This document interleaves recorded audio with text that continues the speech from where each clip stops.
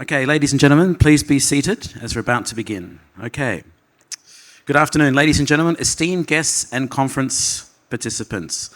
Welcome to the inaugural Business Aviation Asia Forum and Expo, which, as you know, is also known as BAAFEx. My name is Leithen Francis, Managing Director of Francis & Lowe. I'm honoured to be your host for this exciting event ahead. BAAFEx 2025 is dedicated to business aviation and is a pivotal gathering for industry leaders and professionals such as yourself. On behalf of the organiser, Expo Events, I wish to express appreciation to the following partners and sponsors. Knowledge partner, Francis & Lowe. Session sponsors, Honeywell Aerospace Technologies and JetSet. Networking partner, Viasat. And technical production partner, Unearth Productions. We very much appreciate our sponsors' support for this conference. Honeywell is a leader in the aerospace industry and is unique in our industry because it makes many of the systems on board aircraft, such as the turbine engines, APUs, avionics systems, to name a few. JetSet, meanwhile, is a leading aircraft management and charter operator based in Indonesia.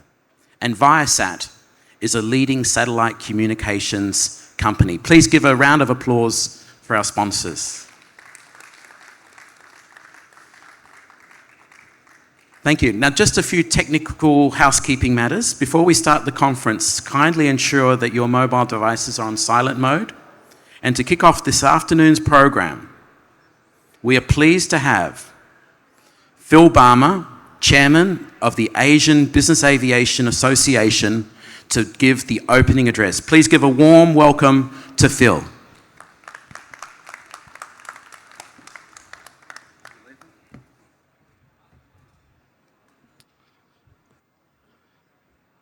Ladies and gentlemen, distinguished guests, esteemed industry leaders, valued partners, and all our dear friends as well. I'm Phil Balmer, Chairman of the Asian Business Aviation Association, also known as ASBA, and it's my honour and privilege to welcome you all to the inaugural Business Aviation Asia Forum and Expo 2025. It's fantastic to see such a diverse global audience united by a passion for business aviation in the Asia-Pacific region. Your presence signifies not only your commitment to the industry, but also our collective vision for the future of business aviation. It certainly takes vision, commitment, and strength to establish such an event from zero, and I would like to thank very much Expo Events, plus also ASBA members, the exhibitors, the sponsors, and all the stakeholders for their tireless work in making this event a reality. BAAFEx 2025 stands as the platform for business and general aviation in Asia. It's the only dedicated forum of its kind in the region. Here we bring together the brightest minds, industry leaders, innovations, professionals to share ideas and shape the future of our sector. Throughout this event, we'll focus on three critical pillars, which are emerging technology, sustainability, and operational efficiency. These themes will guide our discussions, ensuring that we remain at the cutting edge of our industry. Business aviation in Asia is much more than mere transportation. It is a powerful driver of economic growth and a catalyst for increased business efficiency and a vital lifeline for connectivity across the world. As we gather here, it's important to acknowledge that the Asia-Pacific region is one of the fastest growing markets for business aviation, fueled by increasing demand for corporate mobility, efficiency, private travel, and seamless connectivity. There's also the humanitarian factor. When things are tough, business aviation really steps up. However, we're also facing some challenges out there, such as regulatory complexities and infrastructure limitations. Yet, with these challenges also come great opportunity. Asia has the potential to lead innovation, sustainability, and operational excellence. ASBA is here to advocate for our industry in Asia. We're dedicated to ensuring that the voice of business aviation is heard loud and clear. Our mission is anchored on three core pillars: advocacy, representation, and community. We work tirelessly to ensure that the interests of our members and the industry at large are represented while promoting, most importantly, safety and a strong, united community that emphasises knowledge sharing, problem solving, and business-to-business opportunities. I urge each and every one of you to engage deeply across the discussions, share your insights, work together to develop solutions to the challenges that we face. Let me reaffirm our commitment to responsible industry practices that benefit every one of us. So looking to the future, The potential for business aviation in Asia is astounding. ASBA stands firm on its commitment to supporting advocacy for and connecting our industry together, and I believe we can achieve remarkable advancements through our collective passion, expertise, and cooperation. I encourage you to explore the exhibition, participate in discussions, and forge some valuable partnerships. Thank you for your dedication, for being here, and a steadfast commitment to our common industry goals. With that, it is my honour to officially declare BAAFEx 2025 open. May this event inspire and energise and provide you all with opportunities for productive engagement. Thank you very much. And I return back to Leithen. Thank you very much, Phil, for the speech and for ASBA's support for the show. Very much appreciated. Now, with further ado, let us commence the inaugural edition of BAAFEx with the first session, which is entitled Asia Business Aviation Market Outlook. For this session, we have brought together 3 industry experts to share emerging and key developments to anticipate in 2025, focusing on innovations, challenges, and growth opportunities. We will end this session with a round of Q&As, so please feel free to scan the QR code that you will see on the screen and join in the conversation on Slido. And please mention your name, your question, and the panelist that the question is directed to. Now, just a bit of housekeeping, we're going to change the QR code after each session. So after each session, you just have to do the new QR code. Okay, so now, please welcome onto the stage Lionel Olonga, who is Senior Valuations Analyst from Cirium Ascend Consultancy.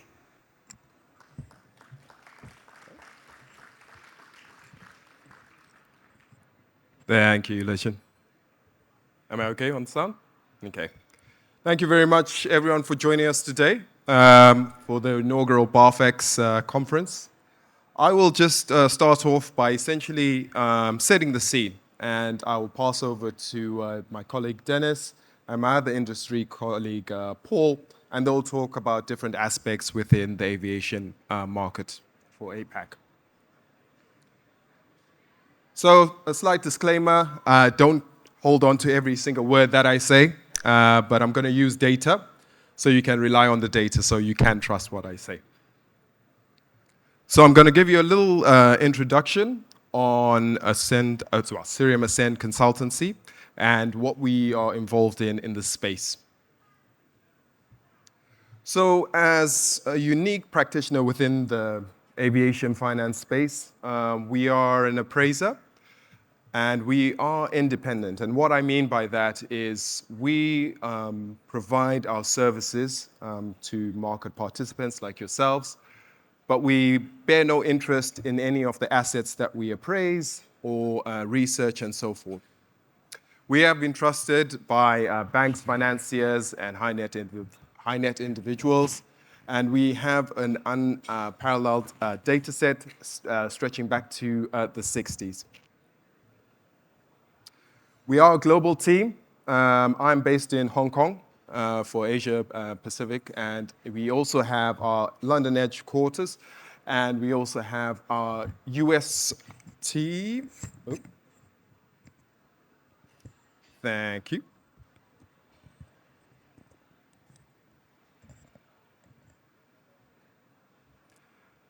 Our US-based team that is based in New York, and this essentially gives us almost 24-hour coverage of the aviation market globally. So these are some of the assets we appraise: fixed-wing aircraft, engines, helicopters, turboprops, engines, and the one asset that doesn't actually fly is simulators, and this is a growing part of the industry for us. Within the business aviation space, we provide forecasts, we provide valuations, we also provide insight into what the market is doing with inside track on values. We also cover pretty much the whole globe, including Asia Pacific, but as this is a North American bias asset class, the vast majority of our resource is based in New York. Our historical values do track back to the 80s, and we also offer some market commentaries throughout the year, giving the market an insight into what is actually happening within business aviation. So I'm now going to start by talking about the business jet market dynamics, and we'll start off by talking about the fleet. Now, essentially, the fleet, as you can see from the graph above, is significantly dominated by the Americas, and that's the sheer nature of the size of the continents and essentially the attitude of participants within that market. Predominantly, or historically, business jets were known to be for the rich and famous, but within North America, it has been used as a tool to get deals done. And apart from just leisure, corporate business jet travel accounts for about 75% of the overall fleet. And closer to us in Asia Pacific, we only count for 7%, but that is growing. Now, if you look at the compound annual growth rate, predominantly most of the top 10 markets within Asia Pacific have grown, except for Hong Kong. And now that essentially was down to some aircraft being moved out of the jurisdiction, but some remain within APAC. And this is pegged against the operators within the region. Australia is leading by a significant amount, but that's driven by the turboprops aircraft within that part of APAC region, and they are predominantly used for EMS services. Now let's look at the deliveries over the last 18 years, essentially. We had quite a peak in 2008, and that was essentially driven by the concept that very light jets were going to take off. And it never was essentially the case for the rest of the world. There are significant numbers of these that were built, but they never really took off like they did. Thereafter, we saw a declinature in some of the deliveries, and then we obviously had the financial crash, which then put further pressure on the business aviation market. Now, during the boom years, we then had a situation where some of these items, or some of these aircraft, were in surplus, and the OEMs had produced a significant amount. And then enter the pandemic, which put further pressure on the fleet. And then in terms of production, there was a deficit. So not all the OEMs were able to produce the aircraft, and I'm sure everyone knows very well that there were supply chain issues and also just manpower issues, because during that time, a lot of some of the OEMs laid off some of their staff because there was no point in producing when there wasn't an end customer in sight. Now we're out of the pandemic phase and we're back on recovery and essentially going over to the growth phase. Now if you look at some of the deliveries, the new deliveries, and we do have some new types we're expecting either this year or next year, bar the supply chain issues. It's evident to see that year on year, the growth has been somewhat static in recent years. And that's down to the oversupply of some of the aircraft that have been brought to the market. Now we move on slightly and we look at our secondary market, which is essentially the used business jet market. Year on year, we've seen essentially they have been trading in similar numbers. However, there was a bit of a spike in 2021. And that was essentially driven by more opportunistic trading of the types, because some individuals, some entities were in distress due to the nature of COVID closing most of the airspace. Some opportunities did come in the way that people were able to provide facilities for people to fly. So we did see a little spike up in terms of transactions, but that has slowed as we've gone through the recovery phase. Now, the vast majority of some of these are a little bit in the way of age. The age is, I guess, we're keeping some of these aircraft around for much longer, than previously before. When a new type would come out, you'd see some retirements or some transactions of the older types as people were keeping up with the new feedstock coming through. But even from the OEM's point of view, they have also kind of dialed down some of their production, which has kind of then supported some of the supply that has been within the market, and then they're starting to trade it a little bit more actively. Now, if we move over slightly and look at the dynamics of some of the usage within business jets, the lion's share is led by corporate and private travel, but that is now changing in terms of the fractional and charter space, accounting for about 29%, and then the rest making up the smaller percentages.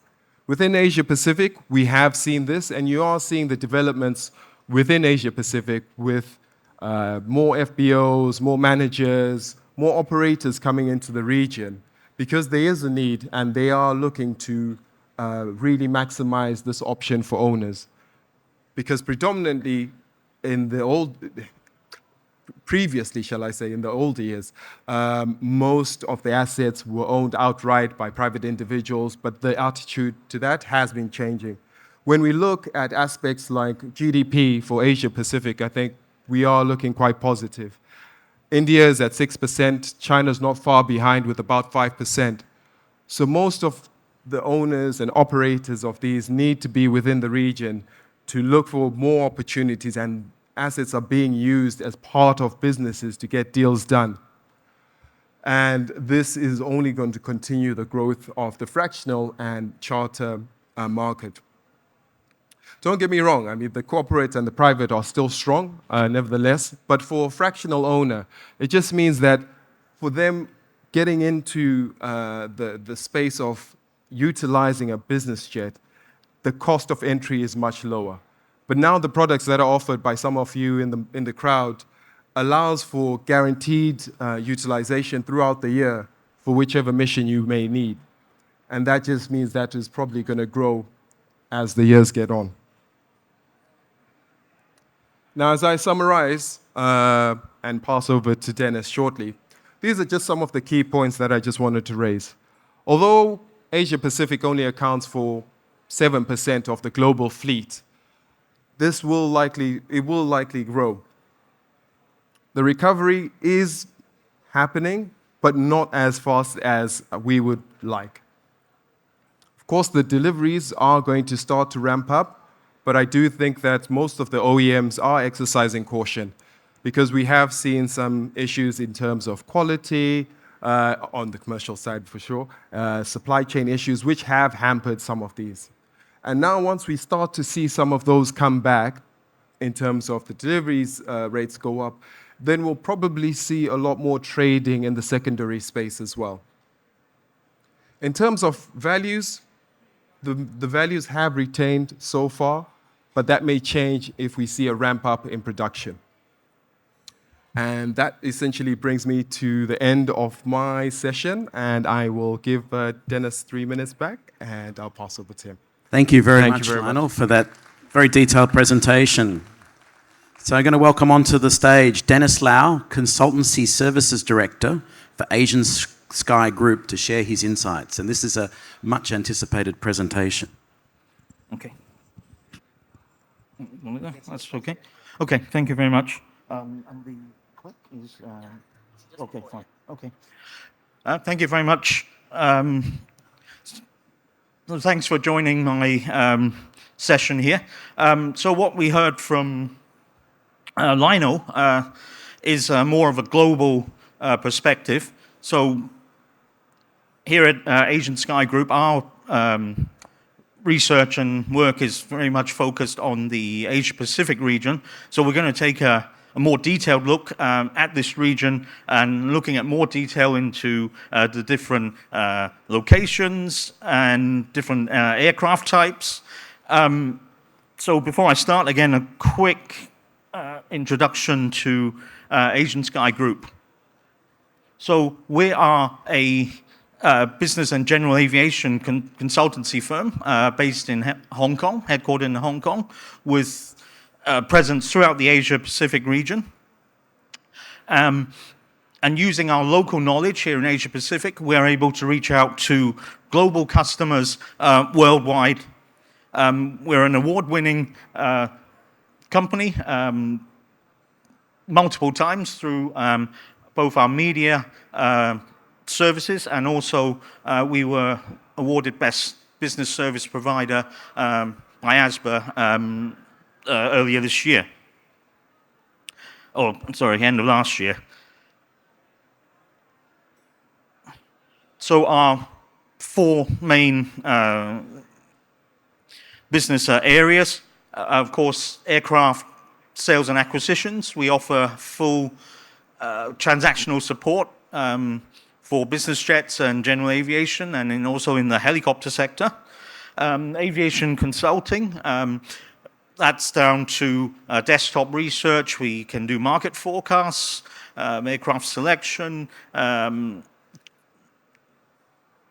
different, really anything into the business aviation sector. Full transactional support is part of our consulting work as well. We offer charter services, again, worldwide, and also our publications and marketing services for companies throughout the industry. And we also offer our own events, which we'll talk about towards the end of my presentation. And as part of our sales and acquisition side, we are the first IATA certified dealership broker based here in the Asia-Pacific region. So some of you may have come across our annual fleet report. It was launched earlier today here at the event, so please come by our booth to pick up a copy. What you will see in the next 10 minutes or so is an extract from our fleet report, highlighting some of the latest developments in 2024, and looking a little bit ahead into the next year. So this is just very high level, but if you want the full story, there's an over 50-page publications. So please come by our booth, which is right outside here of the room here. So we're going to take a look at the business jet fleet here in Asia Pacific in a lot more detail. Just a disclaimer, I suppose. The numbers you will see are going to be very different to what Lionel's just presented. The way ASG counts aircraft is by the base location rather than by registration or the operator location. As you know, business jets do get moved around the region based in different countries or sub-regions. So we're classifying the aircraft by base location at the end of the year. So we can do an annual comparison. So this is end of December 2024 data, which you're going to see. So a very quick look at the trend so far. This is a 10-year fleet growth. It's really obvious the initial growth was driven by mainland China, of course, in the sort of mid-2010s, right up to late 2010s into the 2020s. Of course, the pandemic, which changed the industry quite a bit. We saw quite a big decrease in the fleet. But 2024 has been the first year we're seeing growth in terms of the based fleet. So we hopefully have reached the lowest point, and there was a small growth, about 1.2%, 2024 versus 2023. Now, if we take a look at the wider picture, we have two bars for each base location. 2023 versus 2024. And as you can see, for the majority of the region, the fleet base has been fairly stable. Now, one exception up there you can see is mainland China. Now, it's a very interesting development there. There was a net reduction, so you're taking new deliveries plus pre-owned aircraft into the country, taking away any aircraft leaving China. There was a net reduction of 21 aircraft during 2024. Now, that may seem like a very large decrease in demand, but China still has by far the largest based fleet within APAC. If you look into the actual transactions, 21 overall decrease, but there were actually 12 additions, including 6 new deliveries. So that really tells us it's not all over in China. It's there's still demand. People are still taking new aircraft. So in some cases, replacing older aircraft leaving. But there's definitely a reduction in demand, but not as big as the fleet numbers tend to indicate. There is a clear reduction in business jet use for some corporate flights. So, for example, the real estate companies in China, they've certainly reduced their usage and the aircraft have left. But overall, as we'll see in the forecast a bit later, it's not a full reduction in demand in China. We're still seeing some deliveries. On the other hand, India had the biggest net additions. So there were actually 21 pre-owned aircraft arriving into India during 2024 and 5 new deliveries. So that's 26 and then offset by 8 aircraft leaving. So India we see as an area of very intense activity. That's certainly expecting to grow.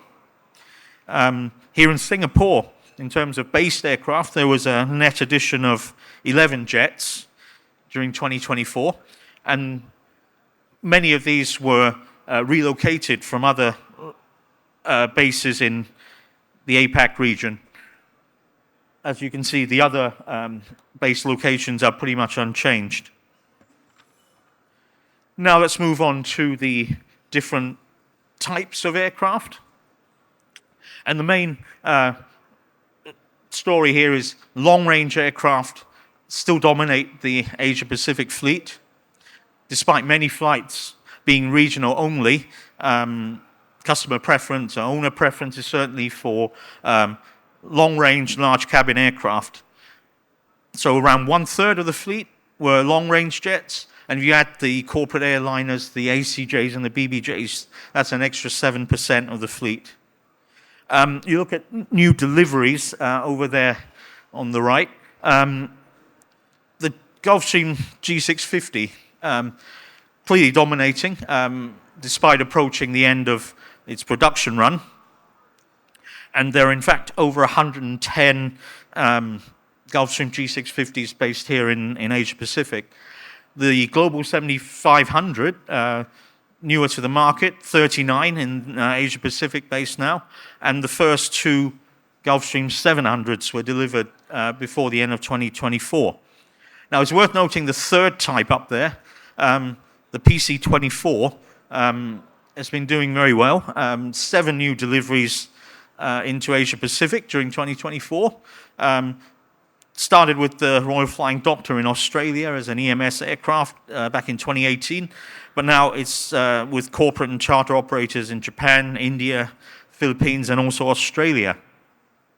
Now, if you look at pre-owned, so second-hand aircraft, used aircraft coming into the region, bottom chart, again, long-range jets, so G550s, we're seeing a lot of activity to replace older jets. And this leads on to aircraft that are leaving the region.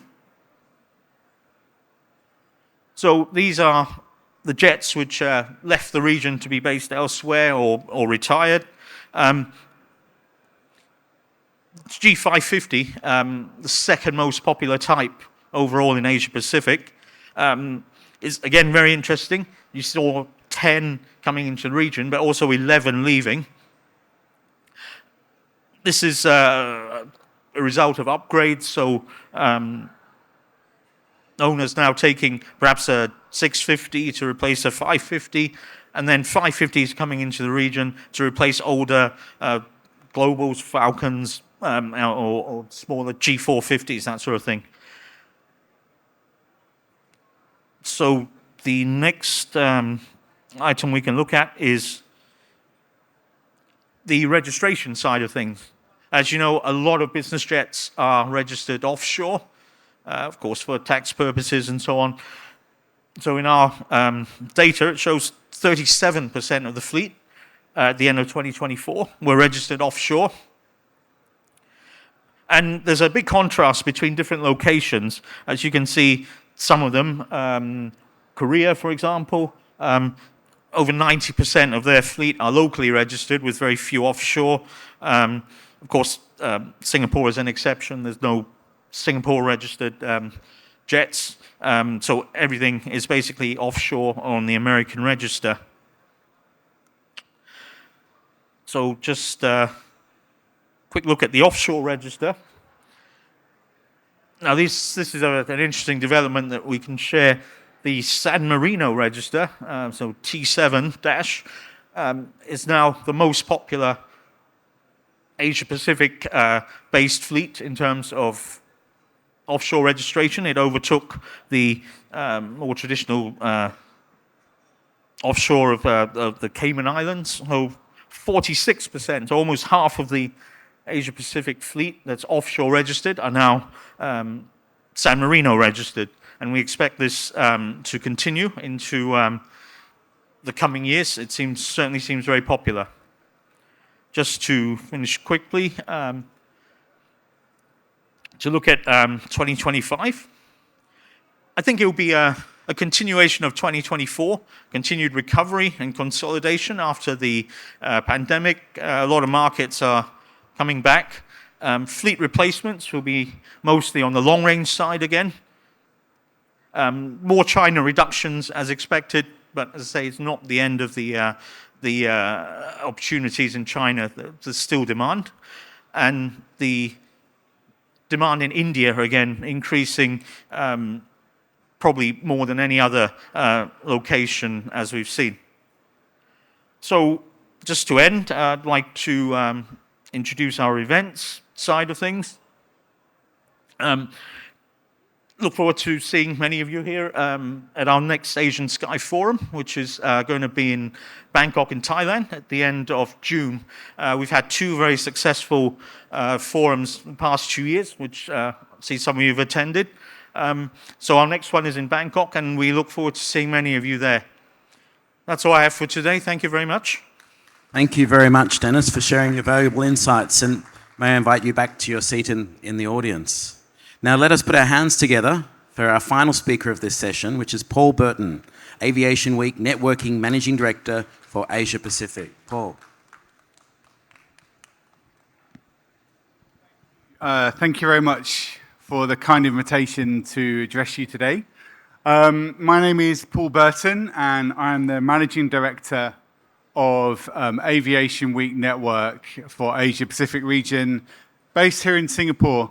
Somewhat terrifying to follow the 2 analytical powerhouses of Dennis and Lionel. I'm a mere manager. I'm not the author of the data, so I'm going to do as good a job as I possibly can to represent our analysts for you today. You may know Aviation Week Network just by dint of a brief introduction. We are owned by Informa. Informa is the world's largest events company. So that brings us a real kind of gravitas and heft when it comes to the event piece. So a lot of our revenue, probably about 50-60%, comes from events. I'm sure you know the MRO series. MRO Asia has been in Singapore for a number of years now, MRO Middle East, Americas, etc. What you may not be aware of is that relatively recently, Aviation Week, Informa purchased a company called Tarsus, with which came the Dubai Air Show and MEBA, so the Middle East Business Aviation event. Both of those events now fall within our portfolio. So that's a really exciting development for us as a business to have that even greater extension of our aviation portfolio around the world. So anyway, enough of that. We have the data piece, which I'll walk you through, marketing services and events. So we're a blend of the three. So whereas previously we've seen more of an Asia-centric view, obviously Lionel gave you a view of the global situation as well. I'm sure what you're desperate for is yet more statistics and data. So this is what I'm going to walk you through over the next 13 minutes or so. This is a global view of deliveries last year.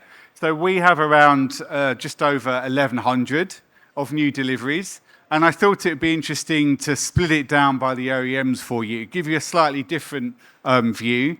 So Textron dominating and Pilatus and Bombardier to combine nearly half of the global deliveries. If you look at where they're delivered, unsurprisingly, the US is topping the charts, right the way down to Australia as being the largest recipient of units within Asia Pacific last year.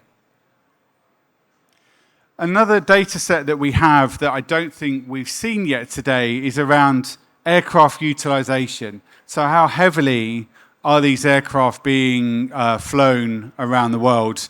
What we've got here is a view that has the pre-COVID era set as the 0 point or as 100.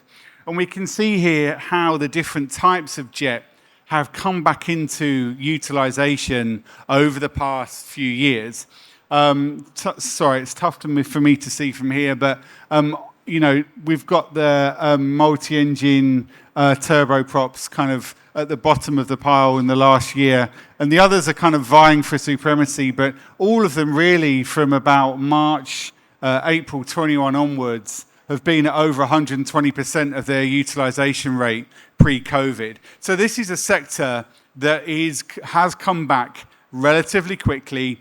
It's more dynamic in terms of its capacity to come back on stream in a way that some of the mainstream airlines and national carriers couldn't ramp up with quite the same velocity as the business aviation space. So how does that look in terms of the operators?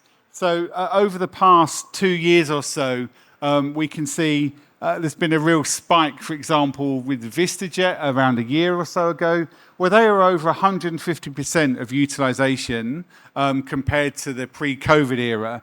Now there's the big three there really kind of vying for supremacy over the past quarter. And we can see VistaJet, Fly Exclusive, and FlexJet all there around about 100% of the utilization compared to the pre-COVID era. So again, this points to a sense of competition amongst the major carriers. It points to the vibrancy of the business aviation sector. We also have, similar to my previous colleagues, the valuations piece. And again, some very, very macro level data here as to how those valuations are looking over the past 6 or 7 years. So we were hovering around 20 million for the 27 built aircraft at that point of entry. We're now kind of almost around 13 million, just over, for the Q4 figures for those 27 built aircraft. The legacy aircraft, which were built in the earlier part of the century, 05 to 09, we see kind of hovering around 5.5, 5.3 million US dollars for the previous quarter.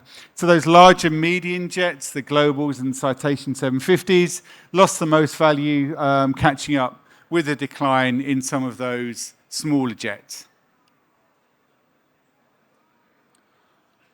So again, kind of emulating what we've seen from Lionel, the growth over the next decade or so, we put the kind of total fleet in service at just over 40,000 from a number of about 35,000 in the current day. So this forecast takes us out to 2035 with an overall global CAGR of about 1.4%. So you can see of that, about 1.6% of the CAGR comes from the turbofan powered aircraft, just under 1% from the turboprops. As you'd expect, given what we've heard in terms of trends, in terms of client requirements and preferences, it's those long-range, larger jets that are gaining the most share of that market growth overall, with the single-engine turboprops starting to gain more market share at the expense of the multi-engine turboprops. So you can see here the color differential showing that the turboprop growth is probably slightly larger in terms of a CAGR than the jets, but overall it creates that single 1.4% growth. Compare it to the CAGR between 17 and 24, you can see the growth rate is slowing down slightly. We've heard about the growth in Asia. Will still form a relatively small part of the overall market as the reticence of high worth individuals to procure en masse is lower. But that corporate piece and that utilization for the corporate flying we see as driving a lot of this growth. So looking at aircraft types, again, this is all global data over time. Forgive me, the font's relatively small, but we'll be sending these slides out to participants afterwards. You can see the growth in the PC-12 really driving a lot of the new activity from just over 2,000 to around 2,750 to 800 by the middle of next decade. Other types also gaining a significant part of that market share. You can see in the middle of the graph there, coming at the expense of some of the King Air type, which the older type obviously being phased out. The ultra long range jets and the very light jets that are really seeing the greatest growth of the in-service fleets.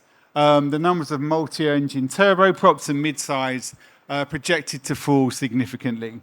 So it's those PC-24s and the Cirrus Visions SF-50s that are expected to drive a lot of this growth.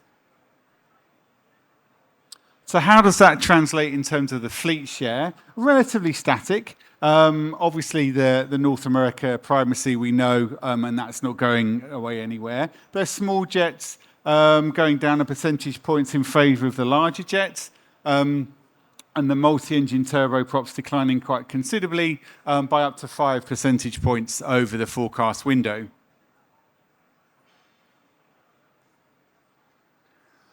So a large part of what Aviation Week Network focuses on is the aftermarket, not only from an event standpoint, but also from the perspective of the data. Now, this is always an overwhelming graph in terms of the numbers. Obviously, there's a lot of data that underpins it, but we can see aftermarket in the next decade coming up for about $150 billion US. Modifications is the largest category growth, which we'll look at in a bit more detail, at just over 2% CAGR. Looking at that regional growth, as you'd expect, North America will dominate. Asia, including China and India in this instance, growing in pace with the fleet increase. Europe growing more significantly, but you know, it is going to experience a significant growth here, but the base is obviously relatively low. So that MRO spend in China alone, we forecast will increase by over 40% over the next decade. How does that look in terms of the regional trends and the CAGR? Naturally, North America around $100 billion US with a 3% CAGR. You can see up in the top left the Asia Pacific and China falling between, say, 2 to 5 billion over the next decade, but the CAGRs are amongst the highest in the world, around 4 to 4.5%. And then looking at that MRO demand change in terms of the cert holders and in terms of the manufacturers, the growth really comes from the big three there, Textron Aviation, Bombardier, and Gulfstream. Programs, so we break the view of the MRO demand down in accordance with those different aircraft types and programs. And once again, it's those more significant growth areas within these aircraft programs that are seeing the concomitant increase in the MRO. So again, we'll send all this information out to you and be pleased to engage with you and introduce you to the guys that put all this material together. Engines as well is a key focus of ours, and you can see here some of those newer type engines that are servicing the longer range aircraft will start to have that greater share of the MRO family as the decade progresses. And then modification. So the large jets here account for nearly 50% of all mods over the next decade. And you can see here the Challenger and other large jets form the bulk of this activity over the next decade. So thank you. There's a lot to take in there, I know. Myself and our fellow panelists would welcome questions from you. But for now, thank you so much and have a great event. Thank you. Thank you very much, Paul, for your presentation. If you can take a seat up here, and I'm going to invite back onto the stage our other two panelists, and we're going to have a bit of a Q&A session using the Slido.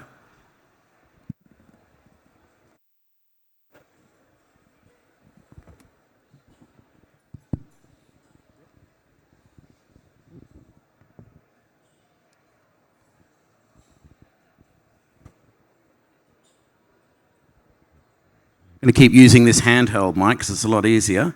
So we've got some good questions from the audience already, guys. So the first question is, with the rising costs, how can smaller operators and businesses access the benefits of business aviation? So before you answer that question, I guess where this question is coming from is maybe there's some trends that you see in the US or you see in the Europe which makes business aviation more accessible that maybe we could see emerging here in the Asia-Pac region. So Lionel, I'll hand over to you first. Okay, thank you very much. I think it's a good question. Where we see some entry into that space is essentially fractional ownership, because it takes away a lot of the logistics, and I think probably Dennis can attest to that because he's involved in novations of deals and so forth. But if I was to approach some of the practitioners out here who offer up fractional ownership, it's only just one card. I only care about how much time I get, and I call them up, and it's that easy.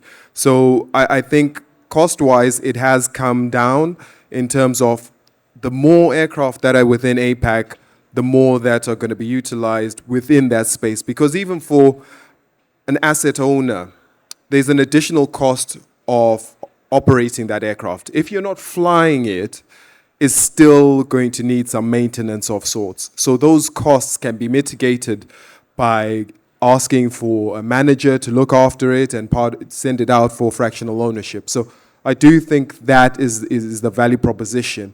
For an entrant, it's much cheaper than buying the whole aircraft, and then the manager will do the rest.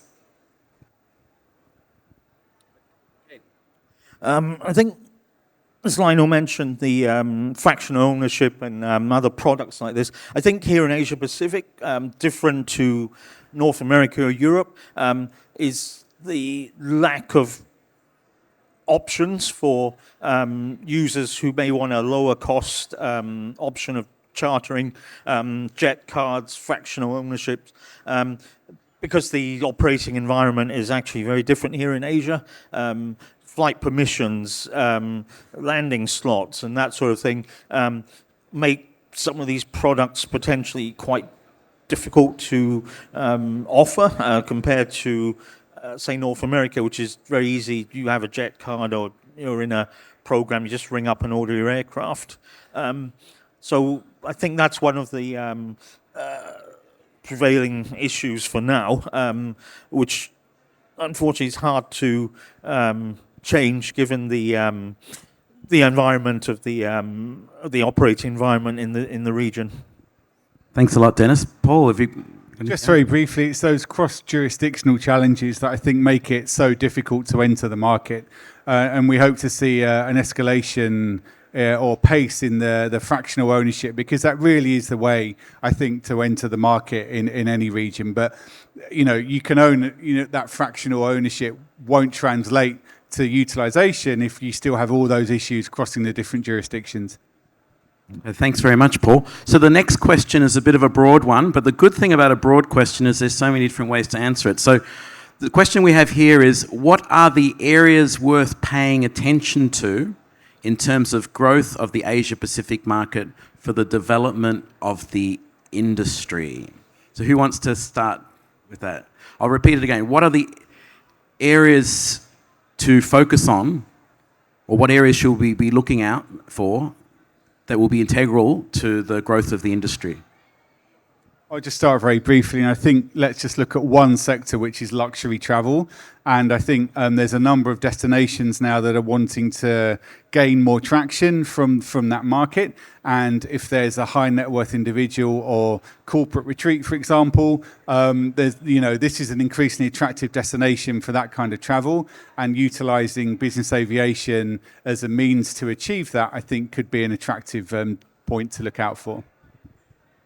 Dennis? Adding to what Paul said, I think some operators or charter brokers offering slightly different products, not quite the luxury option that Paul's talked about, something unique that you can only do with business jet. Pet charters, for example. We've seen people wanting to go on holiday with their pets. Obviously, doing it on a commercial flight is very difficult. So we're seeing something like this happening within Asia. We're getting requests if somebody can take their pet along for the ride, because it can ride in the cabin and makes it a lot easier, and the pet owner is also very happy. So perhaps looking into the future, something like this, quite a unique, very niche opportunity could work. And anything to add, Lionel? Yeah, I'll just add my 2 cents in.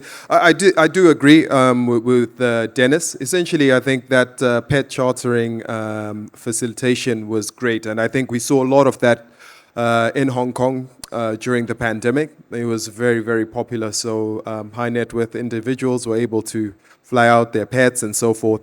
But I think another opportunity that is within the industry, I think, is empty leg space or empty leg capacity, in which some of these aircraft will be rebasing and heading back home or to another location to pick up their owners. And essentially, I think for the managers, they can actually monetize that with empty leg capacity. And I think that's one opportunity which we should probably be looking at a lot more closely. Okay, thanks very much, Lionel. And we've got another question from the audience, which is, and I'm going to, after I read the question, I'll rephrase it a little bit. How do you see Southeast Asia's role evolving in the global aviation market? So I guess one way to look at that is, if we look at where Southeast Asia was in the business aviation market, say 15, 20 years ago, where we are today, and where do you think we're going to be in future? So who wants to answer that question? Dennis? Okay, I think Southeast Asia in general, definitely demand. There's been a lot of growth. For example, I can name Indonesia seeing increase in demand, also Malaysia here in Singapore, of course. But I think each location has its own dynamics. So Singapore, of course, you've got a dedicated airport, great facilities, but you can also got locations where the facilities are not so good, may not be supporting the growth. But I think driving the overall market, yes, there's definitely going to be upward trend in demand coming from Southeast Asia, but I think it may not be as rapid or as big a growth as some indicators say. Okay, thank you very much, Dennis, and I'm getting the message that time is up, so I'd just like to say, please give a round of applause for our three panelists today, Paul, Dennis, and Lionel. Thank you very much, guys.